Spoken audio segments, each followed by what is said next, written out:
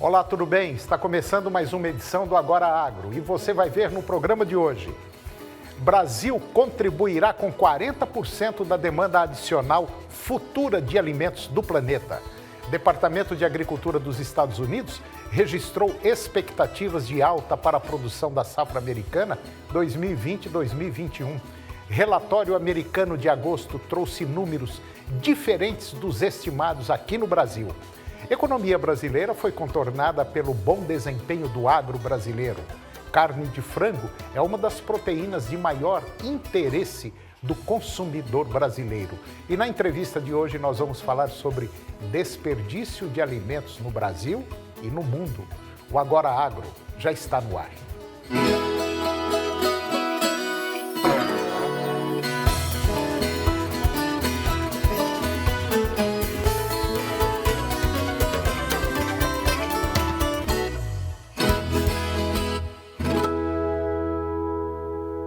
Segundo a FAO, a expectativa mundial é de que o Brasil vai contribuir com 40% da demanda adicional futura de alimentos do planeta.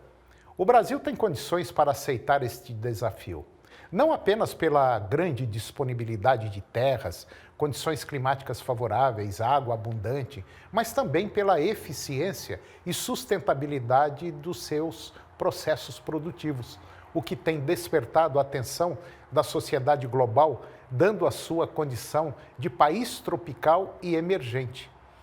O país ainda conta com 66% do seu território coberto por vegetação nativa, incluindo a Amazônia, maior floresta tropical do mundo. A área agrícola está escasseando no planeta. Segundo o presidente do Rabobank, no Brasil, em 1960, havia no mundo, na média, 15 hectares de terra agricultáveis por pessoa. Atualmente não passa de 0,5 hectares por pessoa. E ele ainda lembrou, o presidente do Rabobank, que também, além de produzir mais, a humanidade precisa desperdiçar menos alimentos. O mundo joga no lixo 2,5 milhões de toneladas de alimentos por minuto, enquanto que, segundo a ONU, 821 milhões de pessoas passam fome, apesar da produção global de alimentos ter triplicado no período de 1960 a 2015. Os futuros consumidores farão exigências distintas dos consumidores atuais quanto ao tipo de alimento. O Brasil precisará se concentrar mais em diversificar, especializar e agregar valor à sua produção, com ainda mais respeito ao meio ambiente. Essas são condições essenciais para o país ganhar competitividade e presença nos mercados mais sofisticados e complexos que irão prevalecer no futuro. O relatório do mês de agosto do Departamento de Agricultura dos Estados Unidos registrou expectativas para a produção da safra americana 2020-2021 acima do projetado por analistas. A estimativa do USDA para a produção de milho nos Estados Unidos passou de 381 milhões de toneladas em julho para 388 milhões agora em agosto. O mercado apostava em uma produção de 385 milhões de toneladas, mas, de acordo com a consultoria Agriinvest, os valores representam um recorde histórico para a produtividade de milho em virtude da maior produção da história dos Estados Unidos.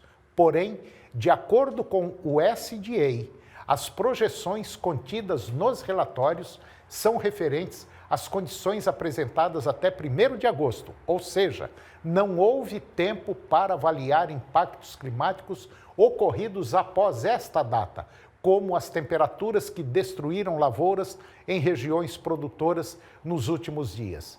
Isso ajuda a explicar por que o mercado de milho em Chicago reagiu com leve alta após a divulgação do relatório, que poderia trazer uma pressão de baixa.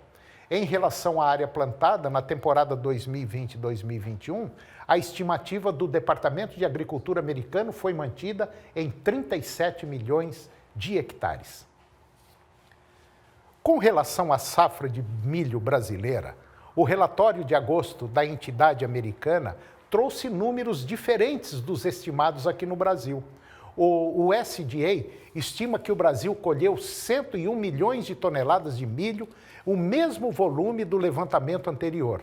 Já a Companhia Nacional de Abastecimento, a Conab, estimou uma produção de 102 milhões de toneladas na temporada 2019-2020, enquanto o IBGE apontou um total de 99,8 milhões de toneladas. Para a temporada 2020-2021, os números para os dois países também foram mantidos em 107 milhões de toneladas no Brasil e 50 milhões de toneladas na Argentina. A chegada da pandemia previa algumas mudanças para o desenvolvimento nacional, com retração aí de 10% e queda de 3,5% decorrente do choque externo. Alusões que, segundo o ministro da Economia, Paulo Guedes, foram contornadas pelo agronegócio. E de acordo com Paulo Guedes, durante uma participação em um fórum virtual da Frente Parlamentar da Agropecuária, o choque externo foi zero, já que a agropecuária manteve o país vivo. O ministro destacou que as exportações brasileiras quase não sofreram durante a pandemia e estão praticamente no mesmo nível do mesmo período do ano passado. Para ele, o ministro, isso aconteceu porque as vendas brasileiras foram remanejadas, como, por exemplo, para a China e para a região da Ásia. O povo do campo é tão forte que remanejamos para a China, para a Ásia, afirmou o ministro, explicando que a atuação do setor foi extraordinária, não só para afastar a terrível ameaça que é a pandemia, como para manter a população abastecida. Está muito claro que o Brasil tem vantagem comparativa muito forte no agronegócio. Somos potência agrícola não só do presente, mas também do futuro. Acessível e versátil, a carne de frango é uma das proteínas, vamos dizer assim, de maior interesse do consumidor brasileiro. No entanto, com o cenário atual frente a uma pandemia, os preços internos do setor avícola seguem avançando, como explica o Centro de Estudos Avançados em Economia Aplicada. De acordo com a recente análise do centro, ou seja, do CPEA, atual cenário é fruto do aumento na liquidez, especialmente nos mercados de carne de frango inteiro, cortes e miúdos de frango. Colaboradores do CPEA indicam que, enquanto nas granjas o ritmo de produção diminuiu nos últimos meses, a demanda no mercado atacadista tem se recuperado e vem se mantendo mais aquecida. Diante disso, a disponibilidade interna da carne está enxuta, de modo que alguns agentes já indicam dificuldades na compra de parte de produtos avícolas, principalmente os que são mais destinados ao mercado externo. O CPEA apontou ainda que, em conteúdo, o divulgado, ainda segundo o centro, agentes consultados já aguardavam alta nos preços, fundamentados no típico aumento nas vendas em início de mês, mas o ritmo do avanço surpreendeu. Ao dar continuidade ao forte desempenho constatado neste ano de 2020, as exportações de carne suína cresceram quase 48% em junho, quando comparado ao mesmo mês do ano passado. Pelo menos é o que explica a Associação Brasileira de Proteína Animal, a ABPA. O período somou 100 mil toneladas da proteína. Em receita, o saldo total de julho chegou na casa de 203 milhões de dólares, número 37% superior ao registrado em julho do ano passado, com 147 milhões de dólares. As vendas para os países asiáticos seguem impulsionando os embarques do setor.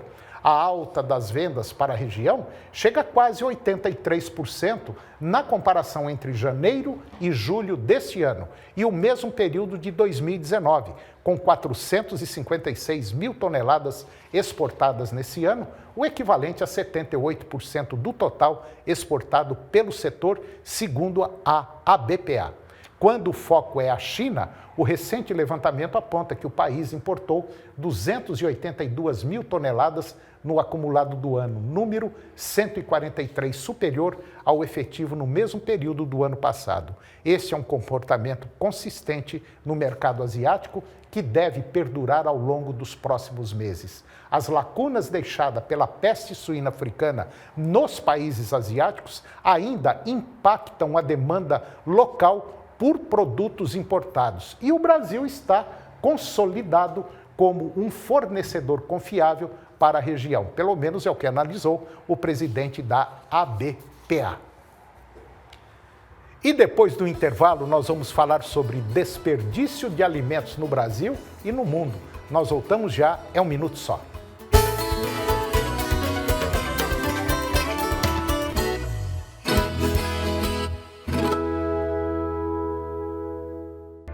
No portal Pai Eterno, você tem acesso ao conteúdo oficial do Santuário Basílica de Trindade. Confira notícias sobre a devoção ao Divino Pai Eterno, acenda uma vela da fé e muito mais. Acesse paieterno.com e faça parte desta família de amor.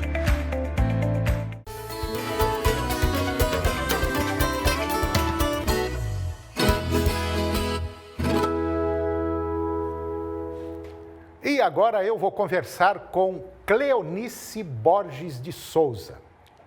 Doutora Cleonice, ela é doutora em Ciências Ambientais, ela é professora do programa de pós-graduação em agronegócio da Universidade Federal de Goiás. É uma pessoa altamente gabaritada e nós vamos falar de um tema interessante que nós já falamos algumas vezes sobre isso aqui no programa. Nós vamos falar sobre desperdício de alimentos no Brasil e também no mundo. Doutora Cleonice, muito obrigado mais uma vez pela presença da senhora aqui no nosso programa para falar de um tema que precisa cutucar o povo brasileiro e precisa cutucar também a população mundial de maneira geral. Tudo bem com a senhora? Oi, Toninho, tudo bem? Muito obrigada pelo convite. Opa. Estar aqui no programa é sempre uma satisfação.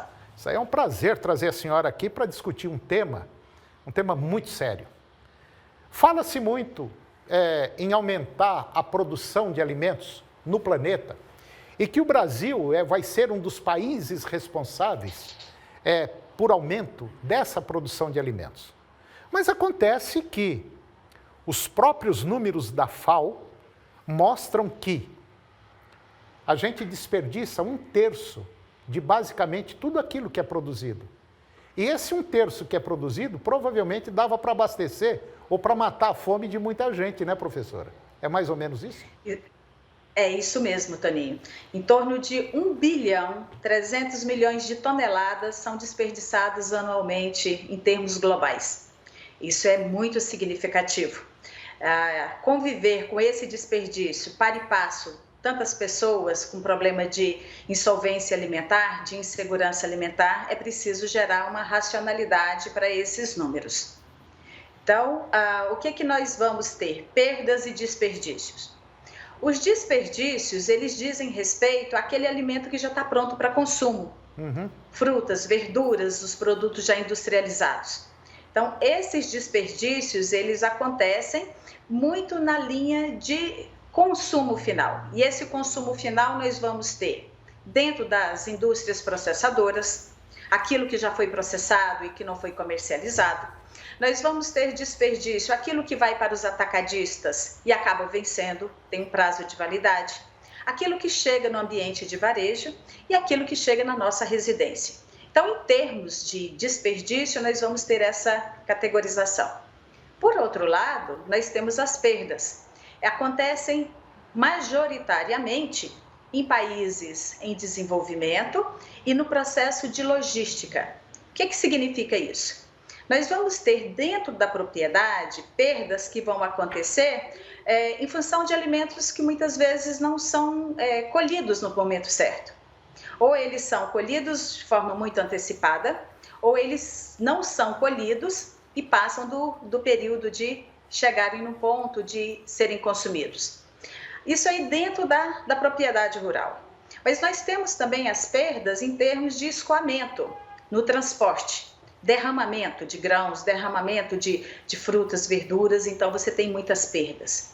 Um outro momento de perdas é na questão da falta de uma infraestrutura de armazenamento.